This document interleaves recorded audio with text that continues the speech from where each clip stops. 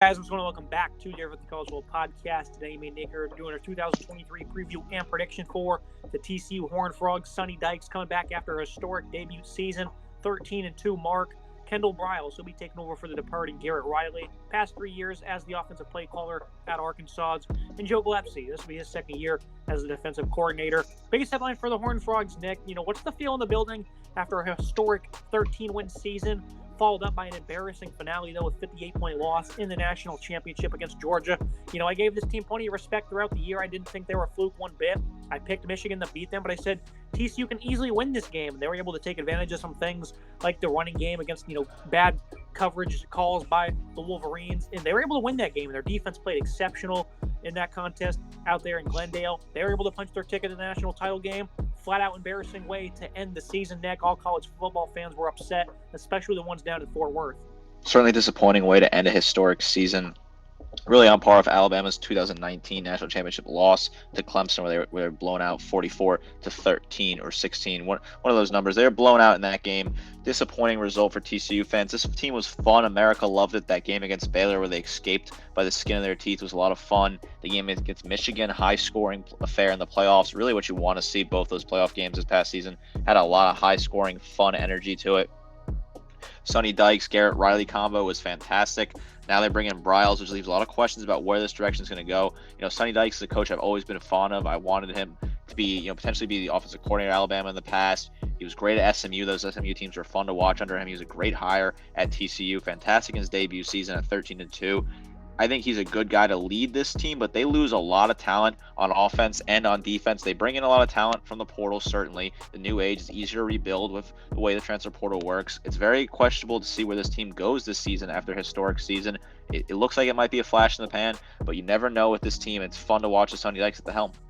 It leads you to the offensive side of the ball. Historic year for them. Garrett Riley departs, but he put up some lofty numbers with the crew he had last season. A veteran offense. Guys like Quentin Johnston are gone. Darius Davis, Max Duggan landed on the Heisman podium. And he wasn't even the starter week one against Colorado. For some reason, I was not very happy with this. Chandler Morris came out as the starter, and I was like, that is a mistake. Morris ends up getting hurt, and it kind of bailed out this season because I'm not sure what would have happened if Morris does not get hurt there. I think it was a bit of an ankle injury. Nothing major, but it allowed Duggan to recapture his position, and that ended up being really a saving grace.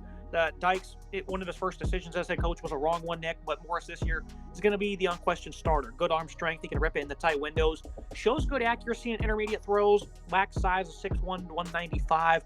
Throws will sail on him at times. The timing will also at times be late. He's an athletic player who can make plays out of the pocket, though. Far from what you have in Max Duggan, who I always thought was a gamer. He was able to elevate his game to another level this past season. Very ideal development there from a four-year quarterback. What are the expectations for Chandler Morris? Only 3 starters return alongside him, so it's going to be a completely new cast for him to work with. Certainly is a tough adjustment going from a guy like Max Duggan, who was a really dynamic, strong quarterback, really good in the pocket, very good leader on the field, natural-born leader. I met Max Duggan, very nice kid. He worked hard, always had a good head on his shoulders. He had a lot of production, 9 touchdowns on the ground, 32 touchdowns through the air. And now you move to a guy in Chandler Morris, where there will certainly be a growing pain adjustment. A bit undersized at 6 foot 195. I'm not entirely sure I like the size. He's a good player in the pocket, right? Can rip the ball into tight windows. Certainly has that going for him. Good arm overall, but the size worries me. He started last year, so obviously they like him at TCU before he got hurt, and Max Duggan took over and, like you said, saved the season. So I think it's interesting to see what he does at this point stepping in here. It's a new-look offense with him at the helm. They lose their top passer, of course, in Duggan. Top 2 rushers. Duggan was their third, so they lose a lot of production on the ground. Top 3 pass catchers are gone. 2 players up front, Steve Avila and center Alan Ali, are gone. So a lot of turnover here on this unit. But you look what they did in the portal. They lost 9 guys. They added 12. 6 of them at wide receiver. Very good cast, I think, this year to work with. Savion Williams made some highly impressive athletic grabs last season. 6'5", 215. Good option at the X this fall. He's going to be the ideal replacement for Quentin Johnston. Did have 5 drops, though, so needs to work on that. Clearly, Dykes wasn't happy with the depth considering the work this offseason, Nick. JoJo Earl was a sporadic contributor for Alabama. John Paul Richardson, great top-end speed and is adept at creating separation as a route runner. Likely the Z, or Earl's going to man the slot. I think that JPR is going to be a big-time asset for this offense. Jalen Robinson, he was great for UCF as a big playmaker in 2021. Didn't see time of full miss this past season. I know a lot of people are excited for him in the Rebels. Didn't see the field at all. Jack Beach, a good contested catch guy from LSU at 6'2", 215. And then Dylan Wright was one of the leading pass catchers for Minnesota over the past 2 years. And then Warren Thompson, a late add from Arkansas, never lived up to his potential there for the Razorbacks. A lot of new faces in this receiving core. Love what they were able to do, Nick. It really is going to bail this football team out this year when it comes to trying to, again, be top 40 in passing offense. Certainly, this is a team that's defined by its new additions. Savion Williams, the only real returner with 392 yards, 13.5 yards per catch, and 4 scores this past season. Good numbers from Williams. I like him a lot. I think he slots in there perfectly at the wide receiver X. Richardson's a good player to have at the wide receiver Z. Very talented player. JoJo Earl from Alabama in the slot. Sparse contributor in Tuscaloosa, but a very talented player nonetheless who has a lot of high upside potential there. I think he's a good player to have in your team there. Jalen Robbins from UCF, he is some very talented player. Jack Beach as well, good contested catch guy from LSU. Like you said, Dylan Wright, another solid piece. Warren Thompson late in the portal. They definitely did the work. They added the pieces they needed to add on offense. I think these are a lot of good pieces they've added to add to this wide receiving core that has really seriously lacking with a loss of production. You look at the running back group. Kendre Miller departs. Amari Mercado was gone. Alabama import Trey Sanders was really good in the spring game. He's a bigger back. Imani Bailey, he's probably going to be the starter early on. Showcased great explosiveness last year. And then the 6'1", 205 Trent Battle only had 9 touches all year long. It's likely going to be a by-committee approach early on in the season, much like it was in 2022. Solid group here overall, Nick. This running game was a big part of this offense last year. Miller's elusiveness, though, certainly going to be missed. Certainly is going to be a by-committee approach. Trey Sanders is a very good back coming over from Tuscaloosa. I think he's got a whole lot of talent to use. Trent Battle, I like the size of him. Certainly can lay his head down and hit a guy if he needs to. Very talented there in that regard. Imani Bailey as well, good player to have as your leading back. I think this is a unit that's going to be by committee, but there is some serious talent here. Look at the offensive line. This is a unit that was phenomenal last year. They had great size, some really impressive players. The return of left tackle Brandon Coleman is certainly notable. Good hands, recovery skills. He does well versus the bull rush. He's a very good player for them at 6'6", 325. He's the only player that did good versus Georgia in the national title game for this offense, Nick. He was flat out great against the Bulldogs. Did allow 3 sacks on the year, so certainly had inconsistencies. That was great to see him show up on tape, though, against that Bulldog defensive line. Garrett Hayes, Robbie Rochester, both only had a few snaps last year. They're going to battle for left guard. John Lance shifts from right guard to center. Has struggled with health, but has incredible strength. Willis Patrick has been, a good right tackle at the FCS level. Jackson State transfer, 6'4", 347. He's kicking inside the right guard. Andrew Coker, sound right tackle despite allowing 21 pressures. Lots of draft buzz for him. A very suitable tackle duo here. They also added X5 star in Tommy Brockmeyer, the third addition from Alabama. Brandon Coleman, Andrew Coker here at tackle. Nick, these guys are going to be the catalysts for this offensive line. The rest is a bit of a mystery, but I think right now they're pretty confident in what they have, and especially if they can find a way to get Brockmeyer on the field this year. Coleman and Coker on both sides are very talented pieces to have. They're very strong tackles, very solid. Tommy Brockmeyer, X5 star, very good add from Tuscaloosa as well. Good player, you can get involved there. Kick him on the inside, potentially at right guard if need be. Overall, this is a good unit that has some serious potential here. Garrett Hayes as well at left guard is another good piece. I like this offensive line unit, certainly. Overall, I think it's going to be a B+ offense for me. The run game efficiency certainly wavered at times. I think it's going to be hard to rush for 190+ yards this season. I definitely think they'll be at least in that 150 to 170 range. Passing attack, I think they're going to be just fine. I think the play calling, as long as it's not, inept, they're certainly going to have the supporting cast to get things done for Chandler Morris. And I think production will be a premium. I don't expect them to be at that 39 point per game mark. I think 455 is a bit of a stretch too. So I do see a bit of a fall off in these numbers. Nothing too extreme. I think this is still going to be a very tough unit to battle with on Saturdays, Nick. But I don't think it's going to be anything like the Duggan tenure they had. I agree. This is going to be an offense that has some production, certainly going to be good numbers. They brought in a lot of nice pieces. Chandler Morris, I have a lot of question marks for him at quarterback. I have to see what he can do. The running back room will be by committee. I like it a lot. I think the offensive line is very solid as well. I just worry about the quarterback play, and I think these guys, you're plugging in a whole new team here. Transfer portal, bringing in different pieces. You got to see if these guys will be able to play together. Looking at the defensive side of the ball, this is a unit that certainly had some impressive moments at times, but for the year they still allowed 29 points per game, gave up way too many yards in total, and the secondary was flat out poor at times despite having some really good, talented players. They lost 7 players in the portal, added only 3. Did good work in the defensive portal last year, not much this season, but they did great on offense, so they definitely need to find that consistency on both sides in terms of portal work. They're returning starters, though, but the biggest news is they lose their 3 best players, D. Winters, Dylan Horton, Travius Hodges-Tomlinson. Those are the guys that are the only ones that don't return, and those are going to be probably the most major ones. The defensive line, Demonic Williams, he was a standout nose for them at 6'2", 320. Embraced that role with ease as a true freshman. Same exact size as his backup, Sonny Mizzi.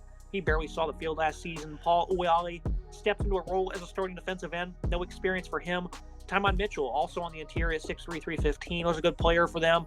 Expect him to really evolve this fall. They added Rick Diabreu from East Carolina.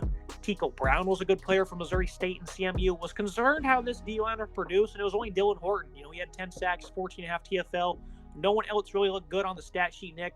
I think this is a unit that really stepped up against Michigan, and they played the game of their year, really the lives for this entire D-line. Best game of the season for them. But in terms of consistency this year, it's going to be hard for this defensive line to stand out. They really just need to do their job for the linebacking core. Production, though, doesn't seem like it's going to come, and I'd like to see that to try and help out the rest of this football team. Not sure if they're going to see it, though. Certainly will be a drop production on this defensive line. Dominic Williams is a good player, 27 total tackles, 4.5 tackles for loss, 1.5 sacks. Timon Mitchell, 3.5 tackles for loss, 3 sacks, 20 total tackles for him. Nice numbers, some inexperience and youth on the defensive line, which certainly worries me. Some of these guys really have not a lot of experience stepping up here, and they're stepping into the position. That's a very crucial part of this defense, is having this defensive line. They got a lot of tackles for loss, a lot of sacks last year, and they lose a ton of that production with Horton leaving. It's certainly going to be difficult to replace that type of production. Look at the middle of this defense. Jamoy Hodge was a really impressive, hard-hitting tackler. Was good versus the run at times, but he was inconsistent, as was the rest of this group. Namadi Obazar split time between linebacker and safety. Appears to be moving to a full-time linebacker. He was a good run defender, hoping to get a boost from him. Only about 6'3", 210, though. Marcel Brooks was good in his brief time on the field. Shatteridge Banks didn't do much, but saw plenty of snaps. Much like the defensive line, one proven performer for a below-average unit, and that being Jamoy Hodge. This was a unit last year that certainly had some good players that were able to transfer in and make an impact. But some of the football IQ and some of the plays they made, or didn't make, I guess you could say, were really just disgusting, Nick, especially against the run. These guys seem to be lost, sometimes, and then sometimes they're on par. It's very strange to watch. Not really sure what to expect this season because, again, I think it's a below-average unit. If they can get coached up a little bit more, though, they can certainly start to crack down on some of those more efficient run lanes for the opponents. I agree they struggled against the run at certain portions of the team, which they really need to figure out how to work against that. This is a good unit. I think there are some nice pieces on this unit that have some potential. Jamani Hodges is a solid player. He had 82 total tackles, 7 tackles for loss, 3.5 sacks. Johnny Hodges himself had 87 total tackles, 9.5 tackles for loss, 2 sacks for him. So those are some solid numbers to return early on. That's your second and third returning tackler respectively, and then you also have Namadi Obazari returning as well, 49 total tackles for him. So that's some solid numbers to the linebacking core. This is a unit that's not that deep, but they have some nice pieces here that can be involved early on. Now you look at the secondary. They're going to be led by Josh Newton, one elite corner departs in Tre'Von Hodges Tomlinson. Newton comes back, a former ULM transfer. Fluid mover, above average speed, some good size, 6', 195, terrific ball skills. Physical specimen at the line of scrimmage. The whole secondary has really benefited from the portal. Mark Perry from Colorado was an above-average player for them in all areas. He can really take that next step this season. Bud Clark was a big-time, playmaker for them on the ball. He was good in run support also. Millard Bradford was a liability in coverage most of the time, lined up all over. Might just be a mainstay in the slot. Was a great run defender for them. They picked up Avery Helm from Florida. The secondary capable of much more. They're 13th in FBS in opponent completion rating allowed. They give away too many yards, though, and they're ranked dead last, Nick, in the 20-plus yard passing plays allowed. There's a tale of a few different stories for this secondary. Very talented unit. Certainly were not great at times. The inconsistencies were, way too far and few for their liking. And, of course, a pass rush didn't exactly help either. But they're going to have to play better this year because the pass rush is not going to get any better. Certainly, I agree. I think this is a good unit that has some nice pieces here. Josh Newton's a good player to have in the secondary. 35 total tackles, 2.5 tackles for loss, 3 picks, 12 pass breakups. Very good in pass coverage, really solid. Terrific ball skills, certainly what you want to see there. Mark Perry, second leading tackle on the team at 84 total tackles, 6.5 tackles for loss. Good hard hitter. I worry about his coverage skills a little bit, but I think he's a talented player to have at strong safety. Bud Clark as well. 5 interceptions for him, 45 total tackles, 5 pass breakups. Good numbers out of that. This is a secondary unit that was pretty good at times, but they really did lack. That's why that number gets up to 250 yards per game at 97th in the country. They really need to find a way to cut down that number if they don't have any success this year. B-minus unit for me. Big passing plays again through the air was a given for the opponents. There's a lot for this defense to improve on. I thought last year they had some nice talent in all areas, and they really weren't even all that good. They certainly stepped up against Michigan, so I got to give them credit there. They stepped up in the biggest game of the year. They were able to crack down on that Joe Moore award-winning offensive line and slow down that running game, which was their identity. And they had Michigan playing from behind the entire game, so that was a great team effort there in that one, mainly because of what this defense was able to do. They had 2 pick sixes in that one.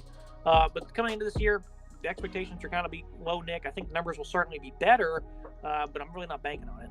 Certainly the expectations are a bit lower here. This defense struggled at times. It was really the offensive show that bailed them out of a lot of games here. Defense has to improve considering there will be a drop-off on the offense to balance out. Look at the schedule preview and prediction. TCU reloads on offense, following great portal work, and Browse should help alleviate any pressure from losing Riley. Morris is a veteran, as an ample supporting cast, including a nice tackle duo. Defense is destined to take a step back up front and against the run. Secondary should improve. We're not sure if it'll be a meaningful difference. The pass rush is probably going to suffer, so that's the biggest reason for that. Can the Frogs find more magic with virtually the same team from a season ago, it seems, Nick, where they have a lot of talent on offense? A defense that has a couple of good playmakers, but certainly you don't expect them to completely change a game by any means. They did make a lot of plays on the ball last year and forced a lot of turnovers, so that's one thing that certainly helped that side of the ball out. 7-5 for me. I think they'll struggle over the back half of the season. And I think this team only won 5 games a year ago, and obviously I was way wrong.